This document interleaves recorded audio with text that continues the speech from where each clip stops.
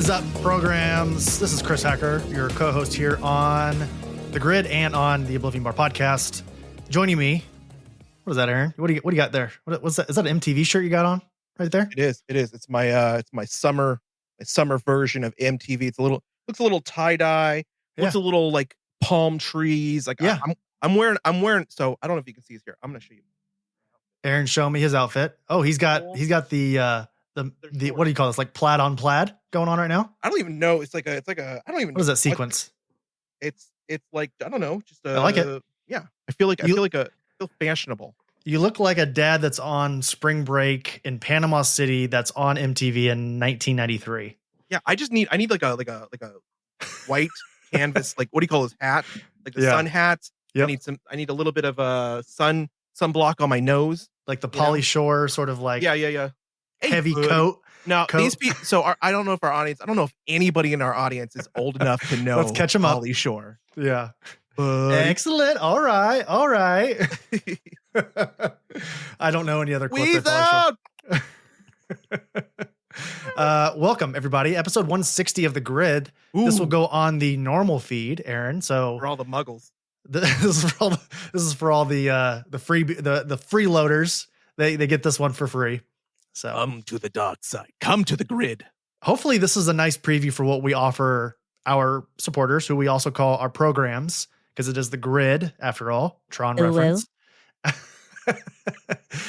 You can get this every week. Every Friday, Aaron and I do this.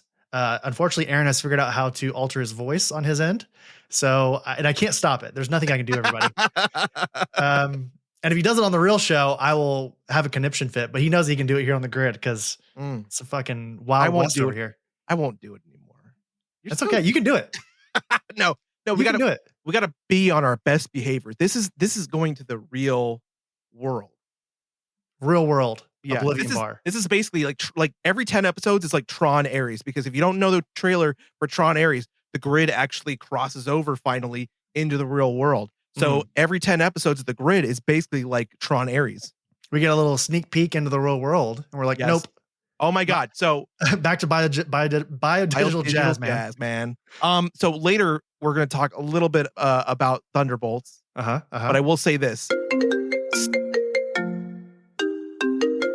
What the heck is that? Is someone calling us? I think someone's calling you. Someone's calling me? Hey, I love how this little bird just messes you guys up so much. Like, what did you say? A bird, beer, deer thing? And it's literally just like a little parrot, basically. And it's still Kakapo. Not, what did Aaron say? Kakapu or something? Kakapo is what it is. It's, oh man, it cracks me up every time you guys talk about it. It's so funny. Honestly, only thing I do for my mental health is time with family and get back to the things you love. That's all I can do, you know? And that's comics for one. So, hey, you guys are already into that, so you're halfway there. Cheers. That was from Mac. Mac called us all the way from New Zealand. Oh my God, man. Can I just say, sexy voice. You got a great voice, right? I love that accent. It's an American thing because we don't have really. I mean, I guess we have a couple accents, but I could listen to him read the dictionary. Well, hold on, I got another one for you here. Oh. Also, I think I can count on one hand how many times I've seen a kakapo. So catching one's not going to be the easiest. I have punched a possum off a deck once when I was drunk, so I might be able to find a couple of those hanging around. That's incredible. Everybody, that was a reference from episode 159. We were talking about what you do to relieve, some mental stress. Aaron was having a bad week last week, and somehow we brought up Mac. I think we just put a broad advertisement out. Someone let us know what you do for, when you have the grumpies, and Mac sent us that in. So thank you, Mac. Oh, Mac.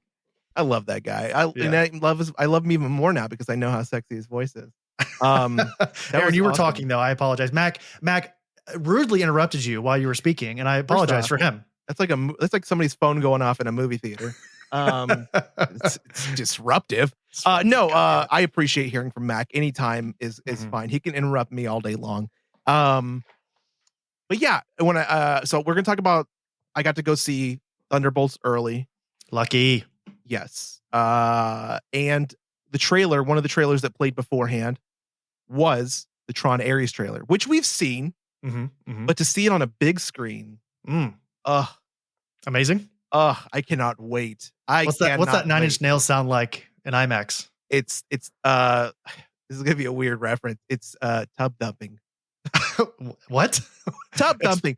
You remember this? You remember the song Tub Thumper from back in the day? You know, knocked down. Yeah, exactly. So I thought, you know, it's like a bumping song. It bumps. It's a bop. It's a bop. Just like you, Aaron. It's a tub bumper. I have Riz and you're a bop. That's what we've always said. We've always said that. Oh my God. Okay. Speaking, I just want to comment on the Riz thing. This is what we do on the grid. We have constant segues. We get away from the topic. We get away from the Rizzler format. On the Grizzler.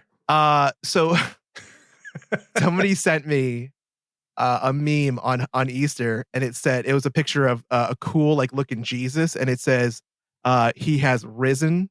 Yeah. And it's the Riz, like Rizzen. I thought that was like the most like horrible like thing I've ever seen, but it was still hilarious. Was it AI? Oh no, I didn't. The one I didn't. It was more like just like it might have been AI, but it just looked like watercolors of a shitty Jesus. Have you noticed that like memes nowadays are it's just AI? That's all it is. Oh my God. No, you know what's even worse though is like all of the advertisements I see on social media now are for some kind of like AI like statue or something. So like people are gonna click on these things and it's like, oh, it's like your entire family. It's like world's best mama, and it's a picture like it's like a statue of like Sally from Jack, you know, Night Before Christmas, but it's all like AI. So like, who knows what you buy when you actually buy it? You know? Right. Are these on Facebook? Facebook, I think Instagram. Like I've seen them all over the place. It's fucking terrible. Meta has really just let the levee open. They just completely said, fuck it. AI, come on in. And I've seen a lot of content creators say that they don't even want to spend time on the platform anymore because of how much AI is on there. And I don't blame them. I'm pretty sure Mark Zuckerberg is AI from the future. Like he just came back in time. You know, if that is not all the more reason to not invest in AI, then I don't know what is. Aaron, you sort of mentioned that we're going to talk about Thunderbolts briefly. Yeah. I want to just put everyone, get your mind over here for a quick second. Sinners, Warfare, Aaron and I, we brought on good friend of the show and co-host of the Comic Book Couples Counseling, Brad Gullickson, joined us on the show. Huggy Bear. For what I thought was going to be sort of an improv to quick 90-minute episode about Sinners and Warfare. Turns out it was a very in-depth. That was a long 90 minutes. Long-winded episode where we went into we spent a little more time on Sinners, but I think both conversations were pretty valuable. And absolutely. It kind of definitely highlighted, I think we did a really, I've listened to it twice now. And here's a little thing for everybody. Everybody knows I am sort of known as like the super strict editor. I didn't edit that episode at all. I literally just put in the intro, outro, and I think I had Michael Avon Oming as our sort of stinger. That's it. And I still absolutely love the way that it turned out. So Aaron, when we're on our game and that's those kind of conversations, it's easy to just fucking let it out into the world. Maybe we're getting better. Maybe that's it. And it makes things easier on me. But I think like, for instance, the Thunderbolts conversation that we're going to have here in a couple of weeks, because Aaron saw it way earlier. I don't get to see it until May 1st, like the rest of the world. We're recording this on April 23rd, Wednesday. So when we eventually get to that episode, I will probably edit that thing together. But I think anything to reflect on, Aaron, from that conversation with Brad? Is there anything that sort of you came away from that conversation that you've sort of remembered, or what are your thoughts on it overall? Well, there's a couple things that kind of occurred to me like during and after the actual conversations. And I feel like I need to apologize to both you and Brad. Why? Because I didn't. Okay. So I prefaced, first off, I loved the Sinners conversation. I think it was amazing. When we got into the Warfare conversation, I did kind of preface it with, you know, my point of view of if I am like at all like feeling A a little way about stingy? it, yeah, I might take myself out of the conversation. And I feel like that wasn't fair because Or I feel like I shouldn't have done it on the air or shouldn't have done it because I feel like I might have like, I hope that I didn't alter your like whatever you were going to say during the conversation because no, of that, you know? not So honestly. And maybe we should have said this to Brad beforehand, but I knowing Brad the way that I do, because he's a friend, I mhm, doubt that he held anything back. yeah, Um, and I'm glad for that. Like that's what I would have prefaced the conversation with is like, hey, say whatever you're yeah, feeling, whether it comes off, whether you think it's like ignorant or if you don't have any leg yeah. to stand on with this certain particular moment in the movie and it And I made you feel a certain way, yeah. you know?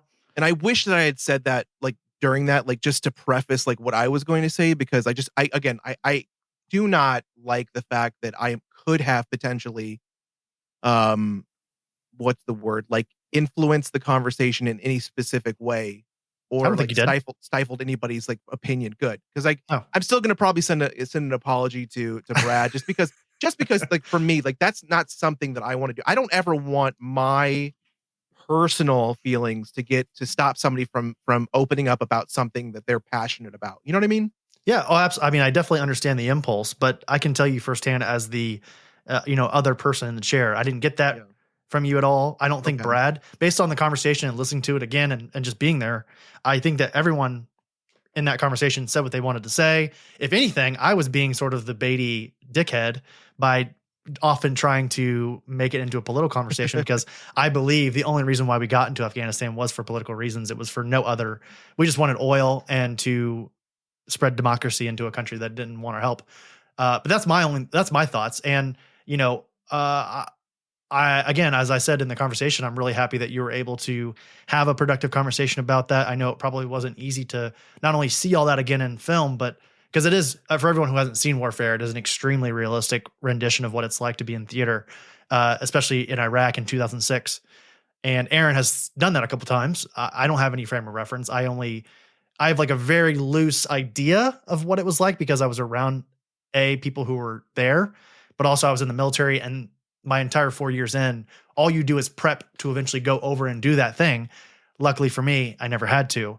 So I have like a general idea of what it was like and I can sort of piece together.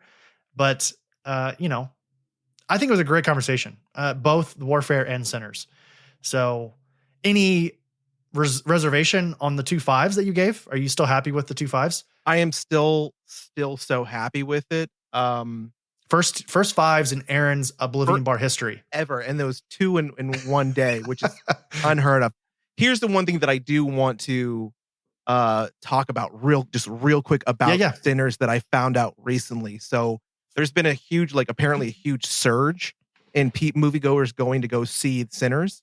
Oh, And yeah. so Coogler, he actually like put like a open letter out to hit the fans and he says, "Eternal gratitude, my heart is bursting with it. I want to thank each and every one of you who bought a ticket to see Sinners, who decided to drive to see the film in different formats, who bought popcorn and a drink, booked a sitter and a carpool, and stood in the lobby afterward and talked and made a friend, who changed their work schedules, who saw the film in groups." So it sounds like he said, "I had the gift of the opportunity to make a film inspired for my family and my ancestry, but it was always a film that we wanted to make for audiences in theaters. We always had our minds on you, the audience, and felt a deep responsibility to entertain you and move you in the way only cinema can." So there's a little bit more. So I tell people to go read it because it's such a great like letter to the film goer. Mhm. And I think that I wish that more film producers and directors actually cared about the fan and the content of what they're putting out, the quality of the content, Yeah. as much as he does. So I think this is just such an awesome thing for a guy like him to do, especially after a movie. Again, go back if you haven't listened to it. Go back, listen to the Sinners and Sinners Warfare, It's a good episode. discussion, because you can hear from all three of us how passionate we are about how good Sinners was. Not only Sinners, but Warfare itself. I wrote an article for clearancejobs.com, which is a website that I write for as well. And I was so pumped to write this article, and I'm excited to share it once it gets published.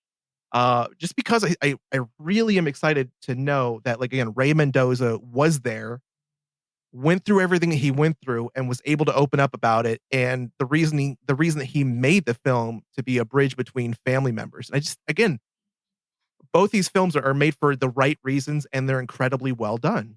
Yeah. And they create conversation, which I think is the most valuable part about all of this. I want to go back to what you were saying, though. Part of the reason why Coogler came out and sort of thanked the fans is because, as we noted in our conversation, the movie was only projected to get $45 million in its opening weekend, most of that being domestic. It was supposed to finish behind Minecraft, and it ended up getting $79.9 million worldwide. It almost doubled its projection. Nice. The movie only cost $90 million to make, and it's almost beaten that in its first week. That's insane for a horror film. You know, if this movie makes $200 million, $300 million, I could see it making $300 million based on word of mouth alone. Mm-hmm. It'll be an insane success, not only for Warner Brothers, who, you know, people can throw shade at Warner Brothers because they often deserve it. David Zaslav specifically, but they took sort of a bit of a swing with this, with Coogler. Absolutely. And in this story, like the deal that we noted in the conversation about how they gave him, you know, first profit rights, they gave him final cut option, and they also give him the rights back in 20 years. There's nobody that gets that kind of deal, not even Chris Nolan. So the fact that they gave that to him was sort of like hey, you know, directors, come work for Warner Brothers. We do good if you make good movies, we do good on you. Nobody will ever get this again, ever. And Coogler's even came out and said that he never wants to ask for this again. It was for this story specifically because of the content and how it's like, about like the bastardization or the, what would you call it? Sort of the usurping of an entire genre of music, industry, of style, everything. That's what the movie's about. So, it's great. And I think this is probably a good time to switch over. Aaron, again, you went to go see Thunderbolts last night. Mm-hmm. Talk about the evening, and then, because again, we're going to talk about it here on the show. Very brief, very spoilery-free thoughts. Okay, so I got to see it in IMAX. I got great seats. They gave out, and Chris, Aaron got me a prop. Looks like I got you. Oh, he got me a Wheaties box. I didn't know there was actually like Wheaties. You know, I know like they made the poster after a Wheaties box because I know in the movie Red Guardian talks about I want to be on the Wheaties box or whatever. Yes. But they actually got with Wheaties and made one. That's cool. Yes. And so this was like they gave away. So this is what the popcorn was in when we got. That's awesome. Gotten it. So they gave us popcorn in that, and then gave us drinks, and we sat down in our seat, and again it was a fun evening. Oh my god, one thing I loved about this, like this was like a maximum security screening. Oh, so there are people like in the theater. There were making sure. Yes, there were folks. Guards. Like there were like guys in suits, like very like professionally looking security gentlemen standing at the exits, up on the stairs, making sure nobody was recording, making sure nobody was going to leak anything. Good. So I did not realize how high like stakes this was. I also didn't even realize how early it was going to be released because I thought this movie was coming out like in a couple of days. Like normally when I go see a early screening, it's a couple of days before the movie's actually released. This is like over 2 weeks. So I was like, holy crap. I think that goes to show how confident Marvel's in this movie. I think they want to drum up a certain amount of excitement for this movie. Because, Captain America Brave New World didn't get this treatment. Oh, yeah. And a lot of the most recent movies haven't. So and there was a whole Marvel like content creation team there, like taking people like films. There's like a backdrop that said like Thunderbolts, and they were taking people's accounts and kind of like, hey, like before seeing it, reactions after seeing it, and there was a lot of positive reactions from them. And what was your reaction?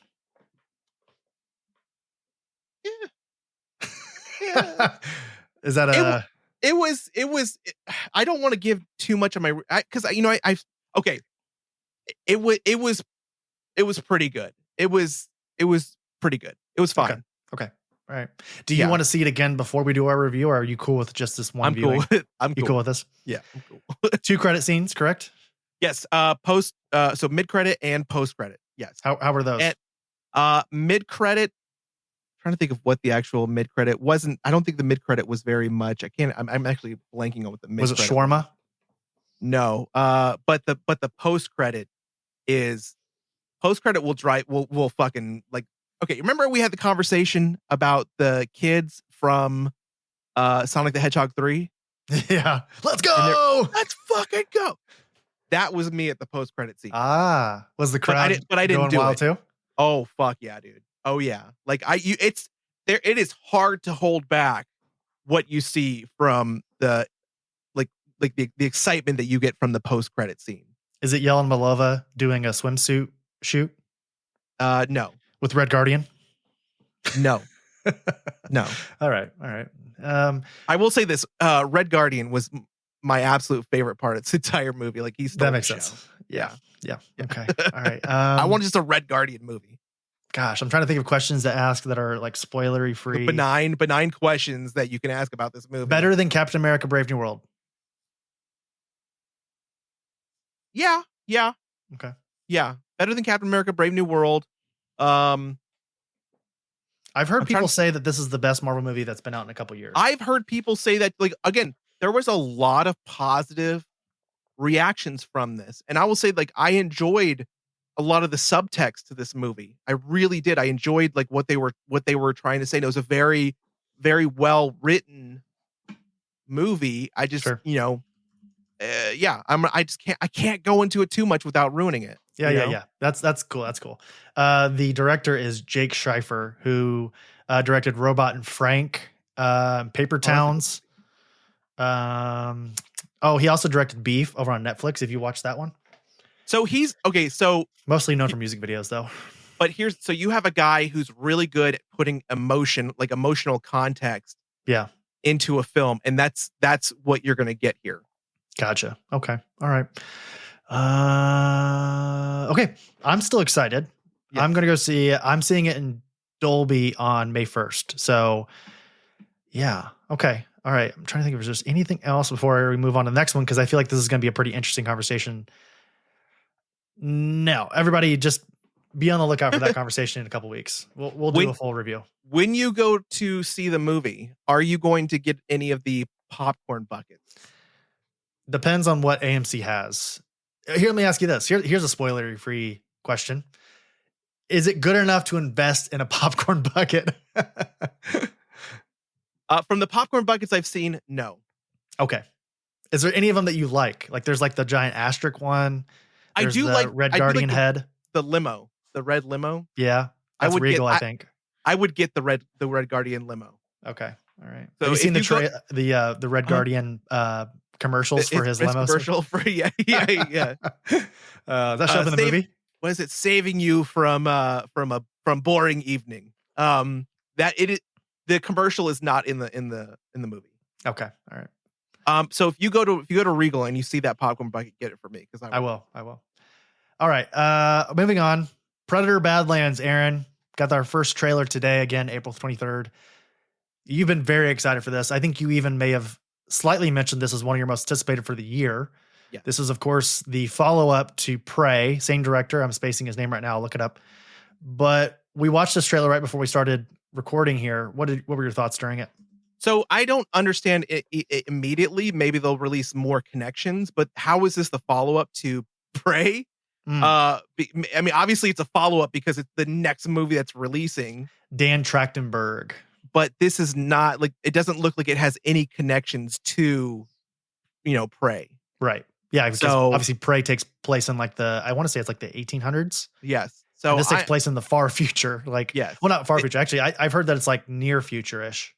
I'm pretty excited about it because, I mean, so here's the thing. It can't be near future. It cannot be, because if you look at the quality of android that this girl is, because what's her name? Ellie Fanning. Ellie, yeah. She's a synthetic. She's a synth. Yeah. So, and you see, like, again, we're talking about the crossing over. So everybody should already know that this is a Ridley Scott universe that actually includes Alien. It includes the Predator creatures. It also includes, do you know what else? Well, from what it looks like in the trailer, Independence Day. Yeah, slightly. But I was going to say, so Blade Runner is actually That's right. Is actually in the same canonically in the same universe. To be honest, I believe it's canonically. I could be wrong. I'll have to look it up and verify. I think you're right. Yeah. Either way, yes, Wayland Yutani, who is the aliens, like who's trying to hunt the aliens, recreate the aliens. Real quick, isn't Wayland Yutani referenced in the first Blade Runner on a computer or something? Is that right? I don't remember what the actual reference is. If you positive want to look that's that it. up, Yeah, I'll look it up. But I'll look it up. but yeah, you see the logo. There's like elf. You know, she has like the like a glitch, and the Wayland Yutani logos like pop up in her eyes as like her pupils, and so yeah. But this is obviously this is going to be a really cool story because it's going to follow a predator with no shit, like no gadgets, no. Like he's on his own. So I am so excited to see a young predator who is, you know, on his way to becoming like I mean, here's the thing. We don't know much about the culture, the society of the Yautja. And so once he's exiled, is he able to be brought back into a clan? Is he able to join another clan? Is he just exiled from his hunting party, etc.? There's a lot of questions there. So we're going to find out why he was exiled. We're going to find out what he has to do to get back into, you know, good graces with his, you know, his clan or his hunting party, whomever. And then we're going to see how, you know, obviously he goes on some kind of expedition to hunt something that is almost unkillable. And that's going to be his way in. My understanding is, and this is just a fan theory, but it makes a lot of sense. It sounds like this could be like a sort of competition where there are multiple species on this planet. And this Yautja was exiled, like as you said, and the only way to win his way back into the clan is to win this competition. Yeah. So, I honestly think that this creature is going to be like a xenomorph hybrid. What if it's a queen alien? It could be. What if it's the alien human hybrid from Romulus? Oh, that thing was so freaky. What if it's just David? It's just Michael Fassbender's David. It's like his head on like an alien queen. Like it's like a second head. Like I'm helping you. You know. Okay, so a couple quick references. It's not definitively in the same universe, Blade Runner and Alien, but it's shown like at one point in Prometheus, Peter Weyland talks about how he had a mentor, which is strongly implied to be Eldon Tyrell from the Blade Runner universe. And then, yeah, as I said, it does show up in the first Blade Runner movie. Weyland Yutani is very, very like in a blurred way shown. Okay. On a computer. So, yeah. I think there's actually, I don't remember if it's true or not, but like, I think it's like even like Die Hard. There's like something that there's like a link to like Die Hard or some movie that's like, it makes no fucking sense. It's actually in it.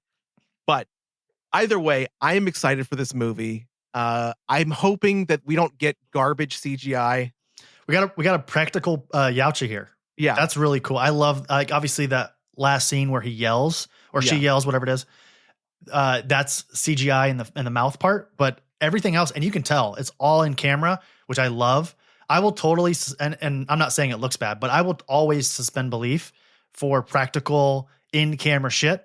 That's why a lot of like the stop motion and the puppeteering of the 80s and 90s still holds up today, because while it doesn't look as good as some CGI, I can suspend belief because I feel like I can put my hand out through the TV and touch it. Right.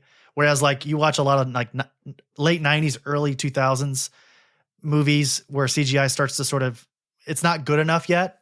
And it really dates those movies terribly. So I think we've gotten to the point now where we can blend CGI and practical really, really well. And as long as what it sounds like Dan Trachtenberg is doing here, really love what he did with Prey, obviously. It sounds like he really loves that practicality of the Predator world, which I think is very important, especially because, Aaron, I don't know if we've ever talked about this. Predator is actually, gosh, this is a big statement. Maybe my favorite action film of all time. It's like, it's either 1 or 1A. I'm pretty or sure 1B, excuse me. You've said that before. Yeah. So the only thing is, and I am hesitant on saying this, but there is a character that is in this trailer that has the mask on. Like there's one Yautja that has like a mask with like horns fighting another character that has like a mask on. And I am concerned that they're going to try and inject either like that being like David or somebody else, like some other character that we've already seen, just to connect the dots. What if it's Danny Glover?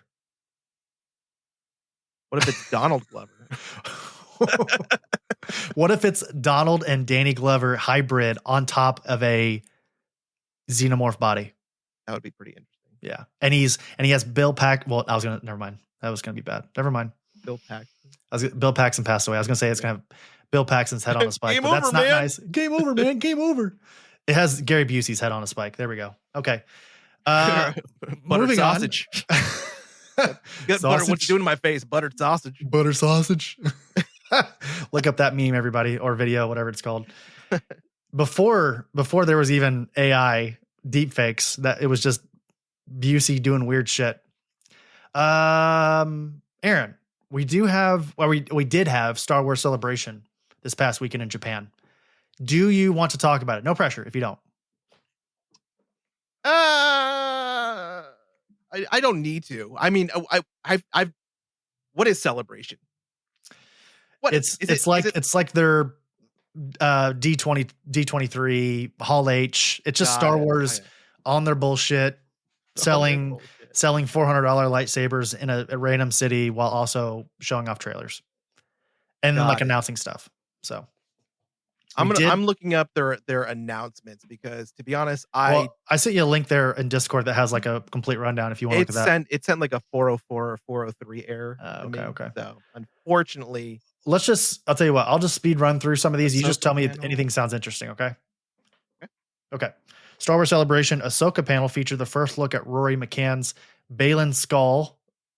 Do you know who Baylan Skoll is? I don't. Okay, never mind. That's season 2. And he looks old, whoever he is. For those unfamiliar, McCann is is taking over as Baylan. Oh, sorry. I haven't seen Ahsoka. That's the character that Ray Stevenson played before he passed away. So he's a Sith guy. Hayden Christensen on returning as Anakin Skywalker and Ahsoka. Looks like it's possibly going to happen. We got a Mandalorian Grogu panel and then also a trailer. Aaron, that was really the only thing I wanted to talk about because I saw a leaked version of this. Looks good. It's basically just a bunch of stormtroopers on a ship, and you hear a wow, like a normal Star Wars. Something's happening on the ship. All of a sudden, you see Din Djarin doing a shoot up, and then it does doing a couple shoot ups, and then you just see Grogu swimming at one point, and he's using the Force. It's still practical. It's not CGI, which is good. He says like a little like he does a little noise or whatever. Yeah. It looks good. It just looks like a really expensive episode of The Mandalorian. So, which I'm down for. So Ryan Gosling is going to be in a Star Wars movie? Aaron, you're getting ahead of me here. You're getting ahead of me. I'm sorry. I get excited now. You start talking about Ryan Gosling. Ryan Gosling is going to be the star of Star Wars Starfighter, which is the next trilogy. No, not a trilogy. It's actually just a standalone mainline film. So this is what's supposed to follow The Rise of Skywalker. Same timeline, a couple years after. Some characters could show up. They haven't really said. It's said that what's her name from Anora? Why am I spacing her name? Mickey something? Mikey Madison is rumored to be co-starring with Ryan Gosling in this film. Comes out May 2027. There's no details on it quite yet. And it says here that space prostitute, perhaps. Space hooker. Who's your favorite space hooker? Oh, it's definitely the one from Total Recall with the 3 boobs. Ah, yes. I like the yellow girls from Guardians of the Galaxy Volume 2. Yeah. Or I changed my answer. What's her name? Why am I spacing her name in Blade Runner 2049? Help me, Aaron. I don't know. She's in the next Ana de Armas. She's the giant, sexy, slutty. Have you seen Blade Runner 2049? Oh my God, Aaron. How is this even possible? I know you keep telling me and I keep putting it off. I'm sorry. I'll do it. It's so good. It's the Denis Villeneuve, dude. It's fucking Dune. I know. Anyway. I know. Ana de Armas shows up as a giant, like 3D advertisement. And she's like, hey, come have some sex with people that look like me. And it's, you've heard the viral noise where she's like, are you lonely? And it plays like the synthy noise in the background. You look lonely. Whatever. Anyway, that's Ana de Armas in that movie. pretty. Andor season 3 is looking to be happening. Season 2 just announced, or was just released, excuse me. I still didn't even finish. What was it? The Skeleton Kid Key show, the Skeleton Crew. or Crew. Yeah. I watched the first episode. Here's the thing. Let me be honest with you. It's really cute and it's well made. And you can tell that the people who are making it really, really care about this. And like, it does have a very specific amount of quality. That being said, it's not my taste. Mm-hmm. It's not for us, Aaron. Like maybe if we're like mega Star Wars fans, I could totally see. It's almost like Marvel What If. Like I liked a couple of those episodes, but for the most part, I didn't really have any interest in moving on to season 2. And I think they've done even possibly season 3 now, but it's just, I don't think it's really for us, you know? That being said, if you just want like a cute Star Wars show to show like to your kids or a younger brother or sister, I think that's an excellent choice because it was you got a cute little elephant kid. Of course, who's going to say no to that? Right. Andor season 2 has just come out. Season 1, everyone says is the best thing that Star Wars has ever done. Besides, it's like Empire Strikes Back, Andor season 1. That's what everybody always says. So I still haven't watched it. I actually have it waiting right now to watch, and I just haven't gotten around to it because Olivia and I watched Severance first, so I didn't want to start another show. That being said, I'm excited. Speaking of exciting things, Darth Maul is getting an animated series called Star Wars Maul Shadow Lord. Do you care? To the mall. Nope. Okay, me neither. Star Wars Visions is getting a volume 3. So season 3 of Star Wars Visions, which that I'm interested in. I like it. That I'm interested in. Have I seen season 2? No, but I'm happy that this kind of thing is happening. Yes. Right. I love anthologies. I don't give a fuck what the subject matter is. I love a good anthology. Love, Death, and Robots. What's the one that was on Amazon that was video games? Oh, God, Final Level. Really? Yeah, I think Final Level. Extra level. Secret level. Secret level. We found it. We didn't look it up, guys. We found it. Teamwork. Woo! Yeah, those are great. I love all that. Let's see here. Star Wars Outlaws. Did you ever play that? Outlaws? No. It's getting I didn't touch it. Me neither. It's getting a Nintendo 2 release. Real quick, sidebar. We don't have to get into it. Yeah, it'll be $89. Are you excited about the Nintendo Switch 2? Are you going to get one? Okay, so I was thinking about it, and then as soon as I started thinking about it, like the whole tariffs thing hit, which we don't need to talk about. And they were like, oh, they're not releasing it. They're not even doing pre-orders just yet because they probably have to look at how much they're going to have to charge for it if the tariffs like stick. And so they're talking about this thing possibly like doubling in price up to like $500 to $600. And if that is the case, there's no fucking way I'm buying it. Like hard pass. Which one right now? Like I'm like obsessed with everything that's on my Steam Deck. So I don't fucking need it. So I mean, as much as I would like it, if somebody wants to be like, hey, we'll buy you a Switch for free. Switch 2. There you go. But no, you know what I got today? I got new rechargeable battery packs for my fucking Wii U controllers. Guess what? Guess who's playing Wii Sports? That's right. Racquetball, bitches. Aaron was one of the only 17 people that bought a Wii U. So he still has his, and that's cool. I was doing the Adam Devine hard pass. Let me see if I make the noise. Nice. Did I did it? Nice. Mission accomplished. Mission accomplished. Hard nice. pass. Hard pass. I do want one, but not for that much money, and you know me. I don't know. I'm not trying to fearmonger. I don't know if that's actually going to happen, but they did stop pre-orders. They didn't. I don't even think they started them. No, I think they're back now. Oh, they are? The tariffs got paused.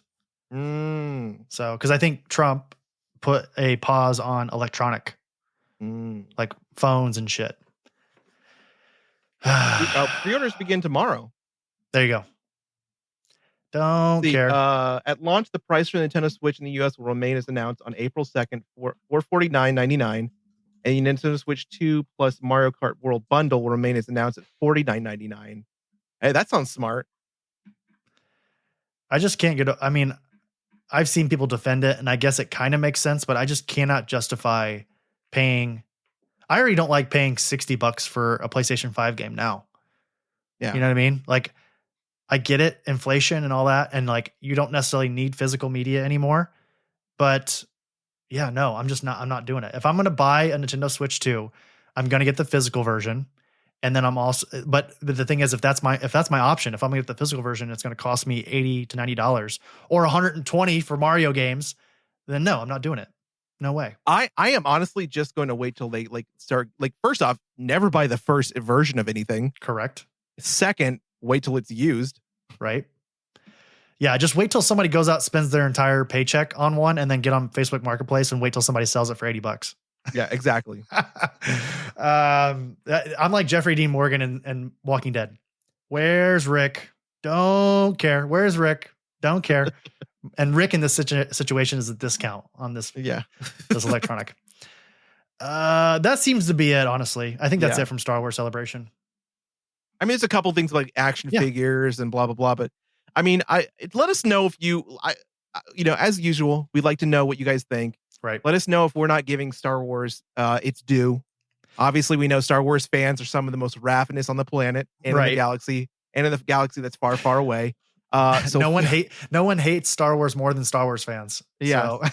So feel free to send us a love letter or two.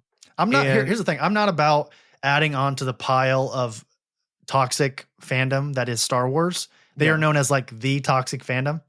But if Star Wars gave us a reason to be excited about Star Wars, then I would be excited. And I'm not just talking about Mandalorian, because honestly, if I remember correctly, when we talked about it, season 3 did not wow either one of us. Don't really care about Ahsoka. I mean, I think she's a cool character. And maybe it's because I haven't seen Rebels and all of that. Maybe I'm the problem. Maybe I'm not invested enough. Maybe we're the problem, Chris. Hello, I'm the red flag. It's me. Hi. Yeah. I'm the problem. It's me. All right. Last thing, Aaron. Have you checked up, or are you caught up, excuse me, on Daredevil Born Again? Sadly, I'm not, man. God damn it. Get Are it you? together. Yes. Oh. I watched them the night of, each of them. Oh, okay. Ask me if I liked that. Ask me if I enjoyed doing that. Did you enjoy doing that? No. No, I didn't, Aaron, and everyone listening. Programs and David and everybody else, because this is a free episode. I'm going to, okay. We're not going to talk about it on the show. Aaron, give me 2 minutes. Can I have 2 minutes for Daredevil Born Again? Aaron's taking his headphones off. I'm not going to spoil anything. Oh, okay. No spoilers. Okay. I'm back. I'm just going to give you my unfiltered yet spoiler-free thoughts. Give it to me, Daddy, harder. Ugh. I thought you were going to ugh for 2 minutes straight. I'm going to filibuster these 2 minutes with Uggs. Yeah, it's not great. But here's the thing. Here's the frustrating part is that's not terrible either. It is like the most 2.5 out of 5 thing Marvel has done since I don't even know. Like Doctor Strange and the Multiverse of Madness. It's like that kind of 2.5 where like, of course there are like really cool parts because my nerd brain is like, oh, that's a cool thing that's happening on screen. But and very similar to Captain America Brave New World, because like Captain America Brave New World, the show was hacked to bits. Apparently they had a creative team in place. It wasn't working. They scrapped everything. It was supposed to be 18 episodes. They cut it down to 10, I think, or not. It was 9 actually. Cut it in half by 9. They not only cut the episodes, but they cut the season down to 9 episodes. And you can just see the hard cuts. Like you can see where the first crew was there and the second crew was there. It's like needlessly ultra violent. Like I get it. Daredevil can live in that sort of Marvel Knights Max type of world, but does it have to be? Maybe that's just where I'm at in my progression as a comic book fan and as a superhero fan, is that I just don't really want that. Like I still haven't even watched the latest season of The Boys. I haven't watched the latest season of Invincible. I don't know. Maybe that's just where I'm at. Maybe again. Hello. Hi, it's me. I'm the problem. It's again, like maybe I'm the one that's wrong here. Everyone let me know. Everybody listening right now. Again, this is to everybody. It's not just the programs and David. Am I wrong for not loving this season of Daredevil Born Again? I genuinely want to know, because I'm getting tired of not being excited about Marvel. And I hope, based on Aaron's lukewarm, because you guys couldn't see it, his lukewarm response to Thunderbolts, I'm slightly nervous now to see this movie. And, Aaron and I have been on opposite sides of the coin when it comes to Marvel here recently. Obviously, he loved Captain America: Brave New World. I was revolted by it. So That's not even an understatement. it's literally my least favorite Marvel thing of all time. So I don't know. Aaron, where are you at in the season? I've watched 2 episodes. Okay. Well, episode 3 of Born Again, you might be slightly intrigued by the last scene. Mhm. And then I'm curious to see where you go from there. Okay, I will for you. You know what?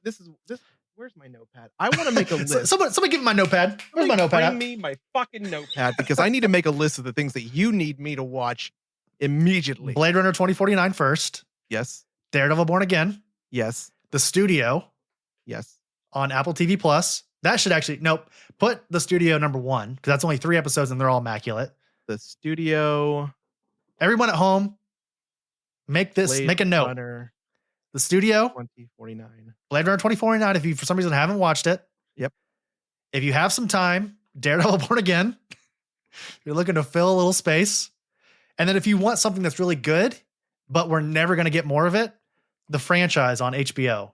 They already said that the series is canceled, but the first season is so awesome. And I'm so bummed that they're not doing more of the franchise.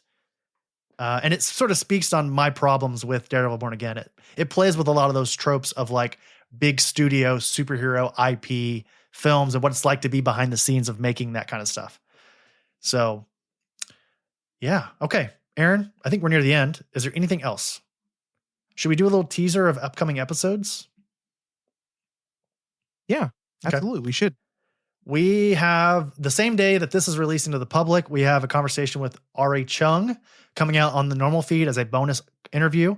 He is the writer and illustrator of Don't Cause Trouble. Speaking of a great young reader recommendation, Don't Cause Trouble is a great story about what it's like to grow up as one of the only immigrants in your entire middle school. It's based on semi-real events from Ari's life, but it's a great conversation. We don't just talk about Don't Cause Trouble, but it is sort of the central pillar of that. It's great. I really enjoyed talking to Ari. I want to talk to him again. Speaking of great conversations, Kurt Pierce came on the show a couple weeks ago, and we're going to release that the next Monday. So the Monday you're listening to this after, the Monday after you're listening to this is when we'll release that conversation, talking about Lost Fantasy, his brand new book over at Image Comics. Think hard-boiled, pulpy mystery meets Final Fantasy VII. Dun dun dun dun dun dun dun dun dun dun dun dun dun. And then Battle Royale, Thunderbolts, and Aaron.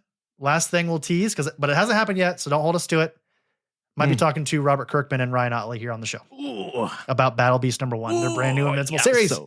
So excited for that one. We've been excited for that one. If we can make this happen, we've been excited about that for a fucking long time. It's been in the works for a bit, everybody, but We'll keep you posted. That'll do it for The Grid. Episode 160 is in the books. Again, if you enjoyed this, everybody listening on the free normal feed, head over to patreon.com/Oblivion Bar Pod. You get this every single Friday. I think it's the second tier and up gets this. Yep. So, go check it out. It's just Aaron and I talking out of the front of our face for just spilling our brain holes, just dumping that brain hole, dumping that brain matter all over the floor. Yeah. Aaron, anything else before we go? No, just go over and check us out on our socials at Oblivion Bar Pod on pretty much everything. Well, not except most things. Some things. Except Facebook and X and X and we have Threads, but not really. And Blue Sky and Instagram. Go check us out on Blue Sky, Instagram, TikTok, Twitch, YouTube, Twitch. Yeah, go follow the Twitch, please. Go follow the Twitch, please. I'm working my butt off to make that as good as possible, and I could use a little validation. That's right. All right, everybody. Thank you so much for listening to The Grid, episode 160. We will see you back behind the paywall next week for episode 161.